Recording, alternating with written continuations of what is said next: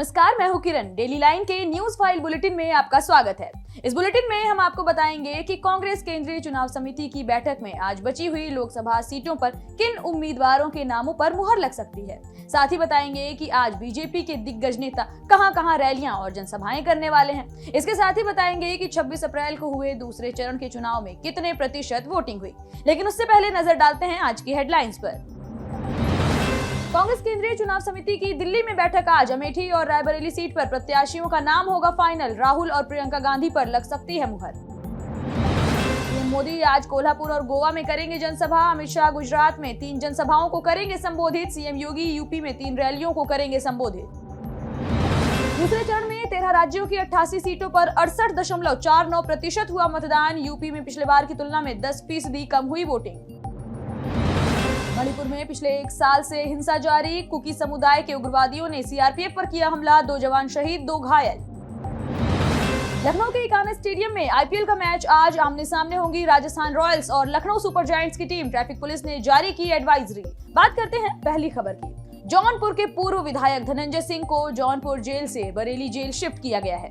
उन्हें आज सुबह भारी पुलिस फोर्स के बीच बरेली ले जाया गया। आपको बता दें कि धनंजय सिंह को इंजीनियर अभिनव सिंघल के अपहरण और रंगदारी के मामले में 7 साल की सजा सुनाई गई है। जौनपुर की एमपीएमएलए कोर्ट ने 6 मार्च को 7 साल की सजा सुनाई थी।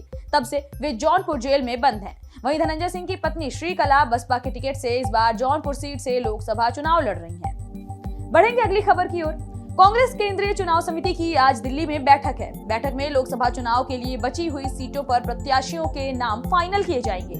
जानकारी के मुताबिक कांग्रेस की सीईसी की बैठक में यूपी की अमेठी और रायबरेली सीट पर भी प्रत्याशियों के नाम का ऐलान किया जा सकता है। सूत्रों के मुताबिक अमेठी से राहुल गांधी और रायबरेली से प्रियंका का चुनाव लड़ना तय माना जा रहा है। प्रियंका अगर रायबरेली से उतरती हैं तो ये उनका पहला चुनाव होगा। वहीं राहुल वायनाड से चुनाव लड़ रहे हैं।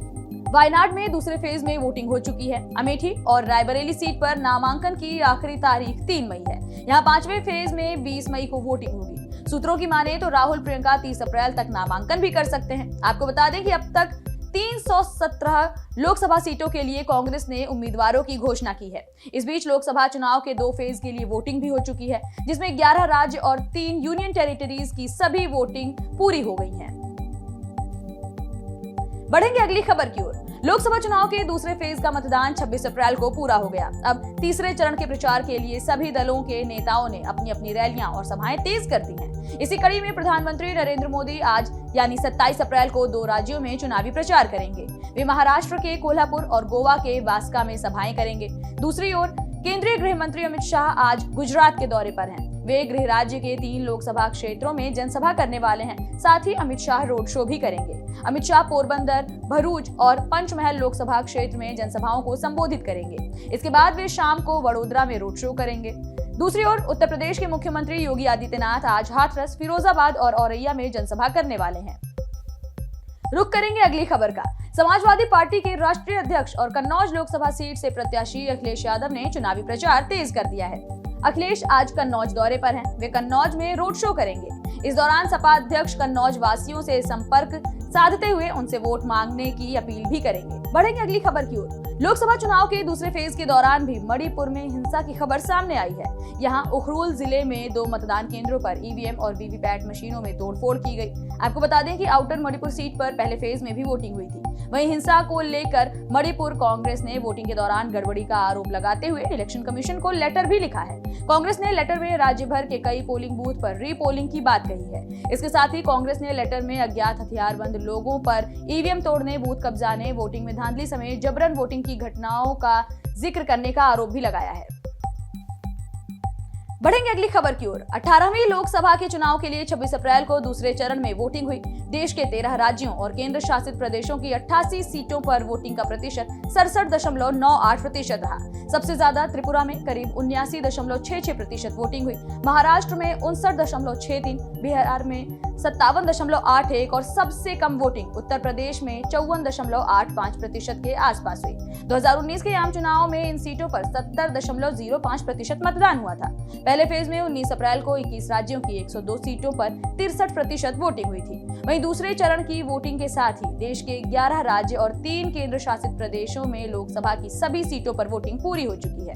उत्तर प्रदेश में 2 चरण में 16 लोकसभा सीटों पर मतदान हो चुका है और अब बची हुई 64 सीटों पर वोटिंग होनी है। तीसरे चरण के लिए 7 मई को मतदान होगा। इस चरण में 12 राज्यों और केंद्र शासित प्रदेशों की 95 सीटों के लिए वोटिंग की जाएगी। इस फेज में 1351 उम्मीदवार अपनी किस्मत आजमा रहे हैं। इसी फेज में गुजरात की सभी 25 सीटों के लिए वोटिंग होगी और उत्तर प्रदेश की 10 सीटों के लिए इस फेज में मतदान होगा। रुक करेंगे अगली खबर का। मणिपुर में पिछले 1 साल से हिंसा लगातार जारी है। यहाँ के 2 समुदाय कुकी और मैतेई के बीच लंबे समय से संघर्ष हो रहा है। इसी बीच बीती रात उपद्रवियों ने केंद्रीय सुरक्षा बलों के जवानों को अपना निशाना बनाया, जिसमें बताया जा रहा है कि सीआरपीएफ के 2 जवान शहीद हो गए, जबकि 2 बुरी तरह घायल हैं। जानकारी के मुताबिक सीआरपीएफ बटालियन पर यह हमला कुकी उग्रवादियों ने किया था। मणिपुर पुलिस को मिली जानकारी के मुताबिक शुक्रवार की देर रात करीब 2 बजे के बीच कुकी उग्रवादियों ने फायरिंग और बमबारी की। इस हमले में केंद्रीय रिजर्व पुलिस बल के 2 जवानों की जान चली गई। ये दोनों जवान मणिपुर के विष्णुपुर जिले के नारायण सेना इलाके में सीआरपीएफ की 128वीं बटालियन में तैनात थे। जानकारी के मुताबिक इससे पहले उपद्रवियों ने 3 जिलों कांगपोकपी, उखरुल और इम्फाल पूर्व के ट्राइजक्शन जिले में एक दूसरे पर फायरिंग भी की थी। इसमें कुकी समुदाय के 2 लोगों की मौत हुई थी। बढ़ेंगे अगली खबर की ओर। लखनऊ के इकाना स्टेडियम में आज राजस्थान रॉयल्स और लखनऊ सुपर जायंट्स का मैच खेला जाएगा। मैच शाम 7:30 बजे शुरू होगा। आईपीएल टूर्नामेंट में राजस्थान रॉयल्स और लखनऊ सुपर जायंट्स की टीम के बीच कांटे की टक्कर देखने को मिलेगी। वहीं राजधानी के इकाना में खेले जा रहे मैच को लेकर ट्रैफिक पुलिस ने एडवाइजरी जारी की है। दोपहर 3 बजे से रात 12 बजे तक शहीद पथ और स्टेडियम जाने के रास्ते पर डायवर्जन लागू रहेगा। फिलहाल ये खबर आपको कैसी लगी हमें कमेंट सेक्शन में जरूर बताएं। इस बुलेटिन में इतना ही। देश दुनिया से जुड़ी तमाम खबरों से अपडेटेड रहने के लिए बने रहिए डेली लाइन के साथ। वीडियो को लाइक करना, शेयर करना और चैनल को सब्सक्राइब करना बिल्कुल ना भूलें।